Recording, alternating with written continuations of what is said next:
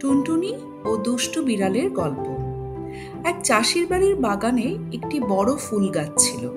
সেই ফুল গাছে একদিন এক টুনটুনি পাখি এসে বাসা বাঁধল।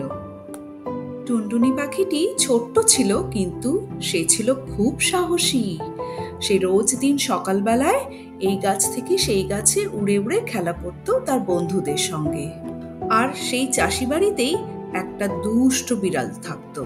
সে খালি ভাবতো কিভাবে ওই ছোট্ট টুনটুনি পাখিকে ধরবে আর খাবে। তাই সে রোজ দিন সেই ফুল গাছের নিচে বসে থাকতো। এমনি করে দিন যায়। একদিন সেই ছোট্ট টুনটুনি খেলা করতে করতে হঠাৎ করে সেই দুষ্ট বিড়ালের সামনে এসে পড়ে। তখন দুষ্ট বিড়াল তাকে বলে, এই যে টুনটুনি, আয় আয় আয়, তোর সঙ্গে আমি একটু গল্প করব। এ কথা শুনে সে তখনই বুঝে যায় যে দুষ্ট বিড়ালের কি মতলব। সে তখন বুদ্ধি করে বলে, পেন্নাম হই মহারানী, আপনার সঙ্গে গল্প করতে আমার খুব ভালো লাগবে, কিন্তু মহারানী, বাসায় আমার একটা ছোট্ট ডিম আছে। আপনার সঙ্গে গল্প করার আগে আমি একবারটি তাকে দেখে আসতে চাই। সেই শুনে দুষ্ট বিড়াল বলে, হ্যাঁ নিশ্চয়ই, তুমি গিয়ে দেখে এসো, তারপরে আমরা গল্প করব।